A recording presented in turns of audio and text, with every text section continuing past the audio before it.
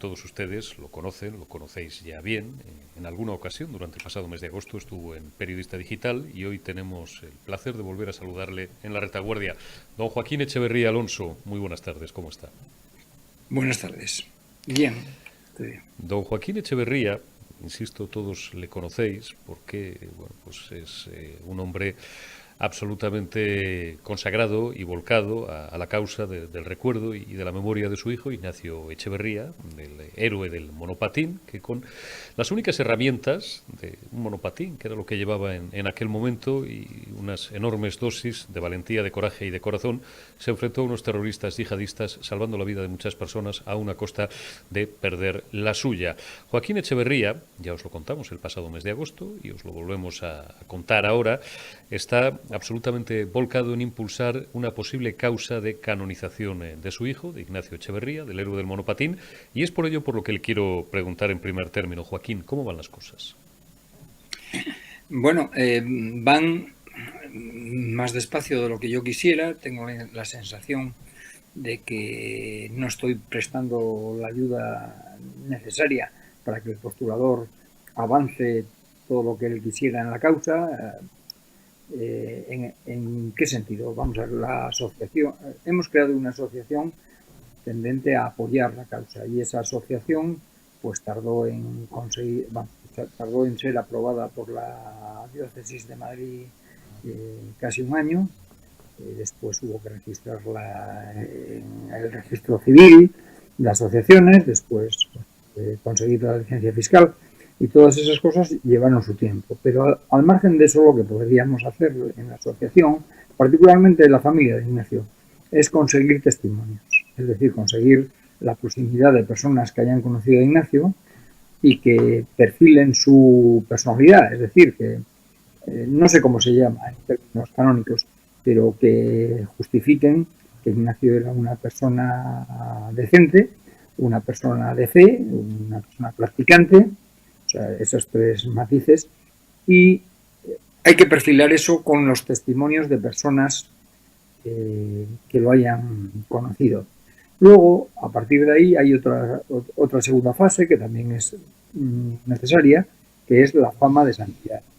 La fama de santidad es fama, pero no se debe confundir con la fama de la popularidad que tienen los personajes del Gran Hermano, por decir algo.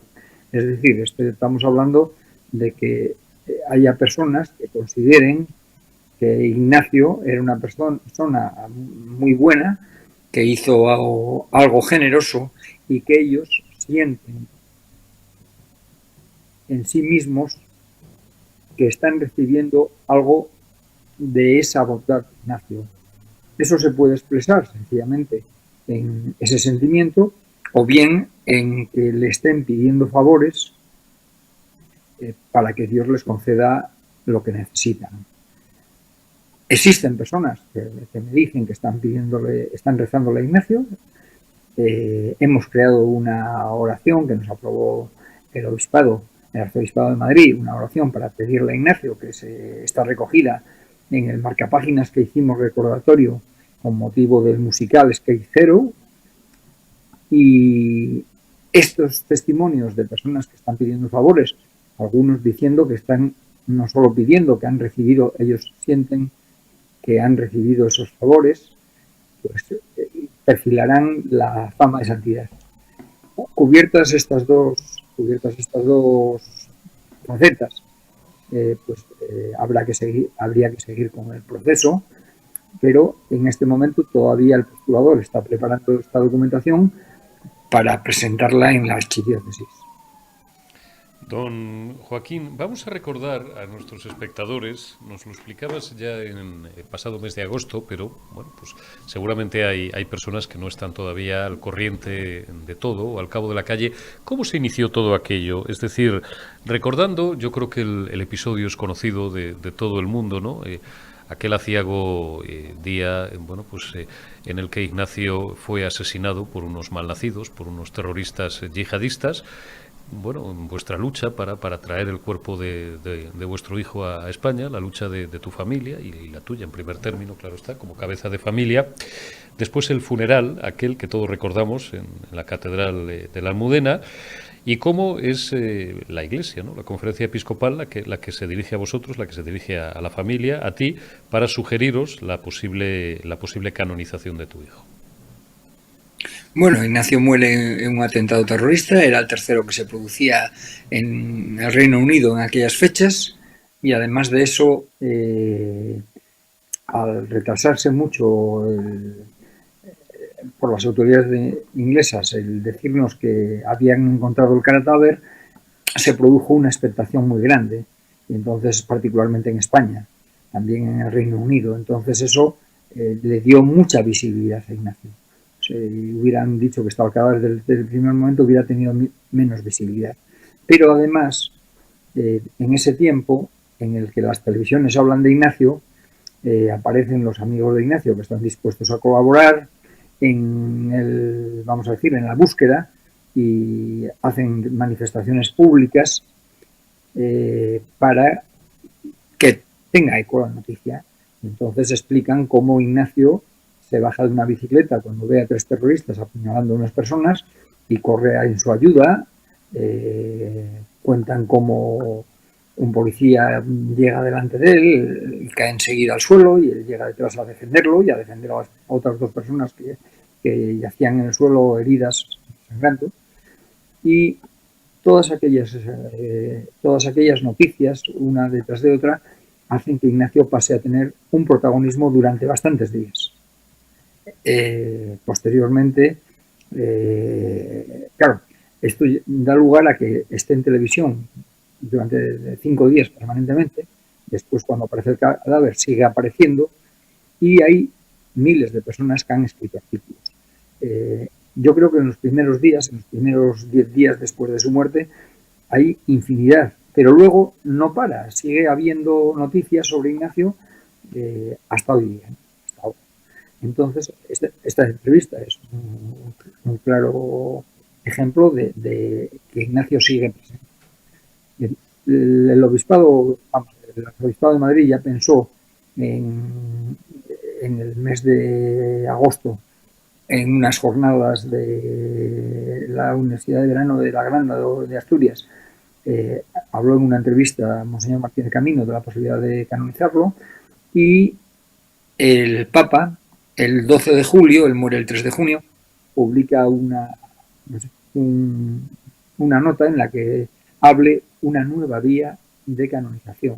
Esa nueva vía parecía que estaba diseñada expresamente para Ignacio, porque habla de los que entregan la vida por los demás.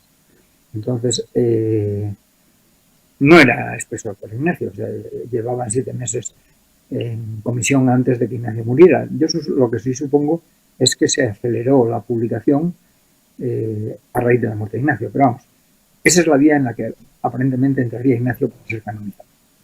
Y eso es en lo que está. A partir de ahí creamos una asociación por sugerencia de Monseñor Martínez Camino, y esa asociación corre con el peso de vamos a decir, de la personación en la causa y de pedir que se abra el proceso.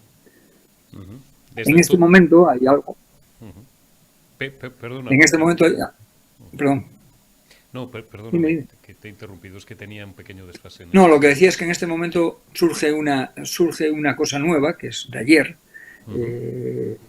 Ignacio era miembro activo de la Acción Católica. Quiero decir que sí, que asistía a las reuniones de Acción Católica durante un tiempo, asistió, y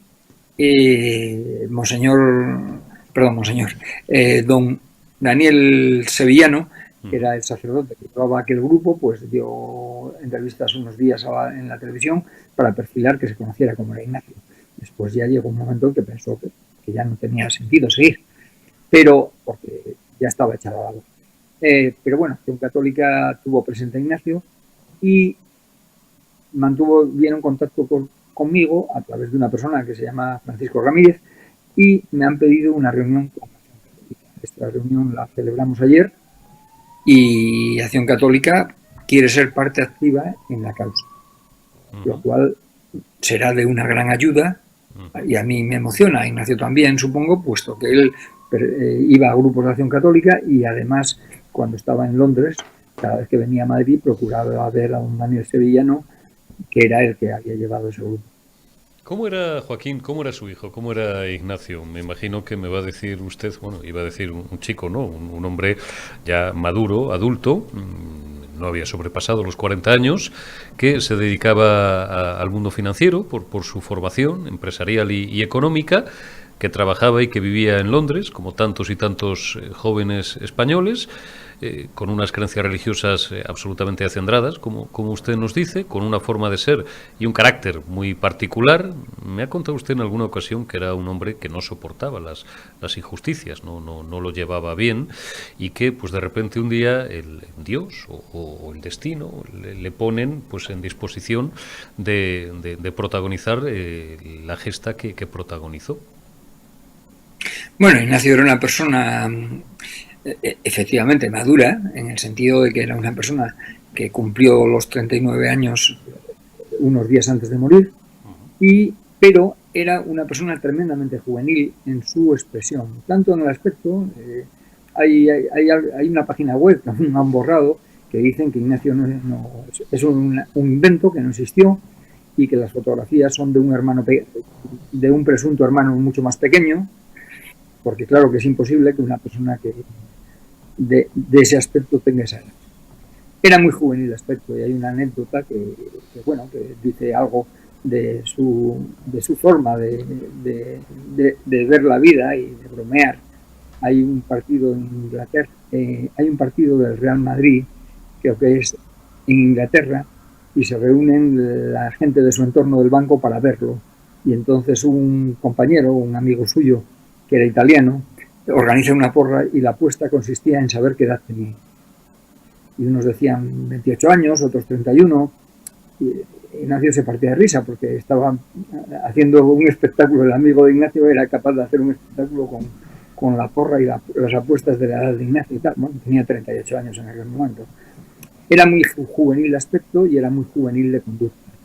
Otra cosa es que era un profesional. Este hombre se ganó la vida en el blanqueo de capitales, no mal, y por otro lado este hombre, estando en el SBAN en España, presentó trabajos en congresos en España sobre blanqueo de capitales y persecución del delito económico, y la organización que hizo el congreso en España le pide que lo presente en Londres.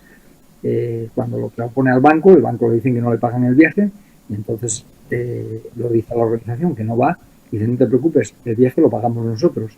Y así 2 veces. Y esas organizaciones son pobres, no pueden tirar su dinero, pero sin embargo consideraban que lo que decía Ignacio era interesante, que tenía su originalidad y que convenía que fuera oído a nivel internacional.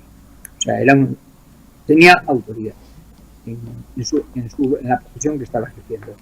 Por lo demás, pues bueno, es una persona completamente corriente, no había nacido especialmente dotado para ninguna cosa. En algunas facetas yo pensé siempre que más bien poco dotado, pero sin embargo yo sabía que tenía un tesón enorme y que estaba dispuesto a superar las dificultades, a emprender los proyectos que se planteaba, superando las dificultades que tuviera. Por ejemplo, este hombre, cuando pierde el empleo la última vez, decide sacarse el título del Proficiency, pero vivía en España. Y él nunca había vivido en el Reino Unido ni en Irlanda más que 8 días. En Irlanda estuvo 8 días en un intercambio, que tuvo que volver a anticiparlo por una prueba de francés para poder estudiar la carrera hispano-francesa. Entonces, un hombre que es capaz de sacar el Proficiency a base de codos, cuando tiene dificultades, en lugar de deprimirse y de decir: me acaban de echar del banco, los psicólogos me acaban de echar del Banco Popular porque dicen que soy demasiado tímido, que no valgo, en vez de encogerse y quedarse en la cama, se puso a estudiar y sacó el Proficiency, que creo que no es nada.